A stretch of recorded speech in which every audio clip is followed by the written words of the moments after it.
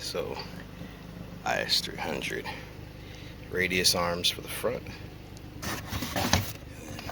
This one's the driver's side, this one's the passenger side. You can see the damage, not too bad for a beat up worn car. Alright. This one's the one that was trying to kill me. You can see that's probably maybe we got the replacements and you see the part number. You're gonna get that fixed. I'll see you in a few hours. See how the arm in here is kind of turned sideways from the manufacturer. But I've already managed to get these in there here. What you had to do was take the strut, take that whole strut out, the 3 at the top with the igniter, and then the ballast, I think it is, on the other side. But take out this bolt, take out that. Don't worry about your sway bar, because I did it on here. It's kind of loose. You don't need to move this because obviously I forgot this moves, you know. You'll want to loosen these up, and you'll probably even want to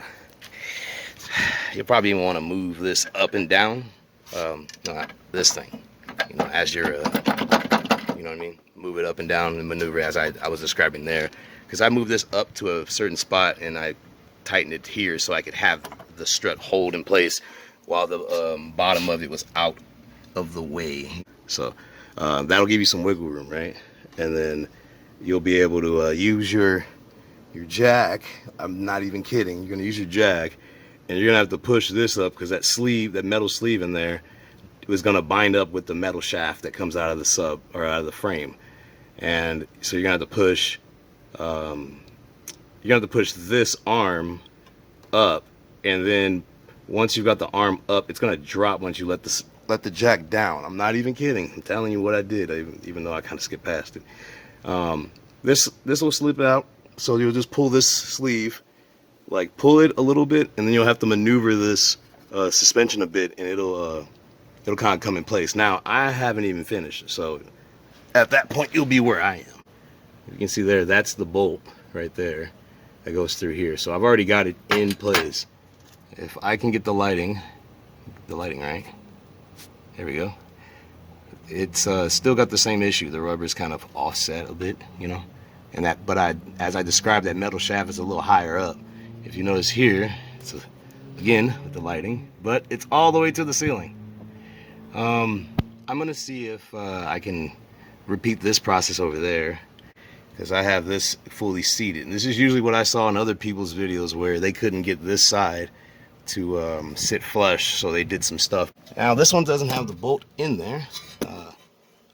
Yeah, the bolt's not even in there, so this one's, you can move around, and I'm able to move this kind of up and down. It was side to side. I do need to replace those in the future, but right now we're working on this. So I'm gonna get started on finishing this up, and then I will let you guys know where I'm at. Feel free to comment if you did this a different way, but let's get going. Now my problem is I'm worried about, look how it's like squished like that, right? But up here, the, what do you call it? See the red and then the black right there, there's a gap. I think once this all sits down, I think that'll go away. So I shouldn't have to worry about what this looks like. But it is kind of weird because it's not squished on this side, squished on that side. But I have the torque specs. I'll give you guys those in a second. Okay, we're over here on the passenger side. This is interesting.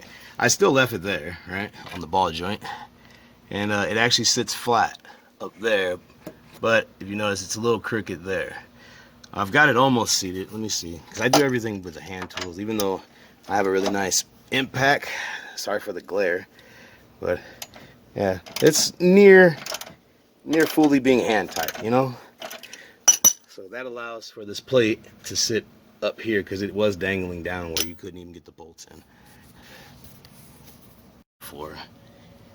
This one here is 88. And all of the bolts that are subsequently on this frame are 43 foot-pounds. You can convert that over to Newton meters if you need so. And yes, I know it's greasy, trust me. There's other things we can make videos on. Over here on the other side, you can see that I have not done anything as far as tightening bolts, but you can see that in the resting position, it's kind of sitting a little offset. But I mean, if you look at the factory one, it sits like that. This is kind of some detailed stuff that I wanted to kind of put out. So nothing's been tightened. But that's what you'll end up with after the first part of the video. For anybody that wanted the torque specs, I just set them, but I'll say them again. They're 43 for the frame, and the one that goes to the tension rod is 88 foot-pounds. Though, oh, I totally forgot to say the last ones. Probably wondering when he's gonna say those. These ones down here are 188 foot-pounds. So if you don't have a torque wrench that can hit that, you might want to go out and purchase one. Yeah, the one I have will do just fine. So you'll torque those. You can do that while it's lifted up, jacked up on jack stands.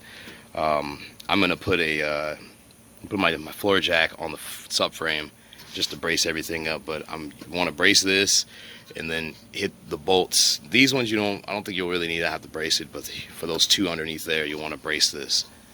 And that's pretty much it. The torque specs and installation issues with the whiteline product.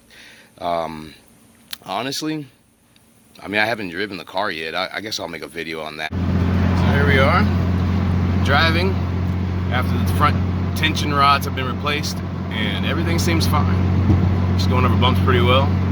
I think that was good to go. Wasn't that bad. I just took longer than, you're not gonna get this done in an hour, is what I'm ultimately trying to say. So, short video. I'm gonna, hopefully if I have editing equipment, I can detach this one to the next video. But until then, I appreciate you guys. And tune in for the next problematic install.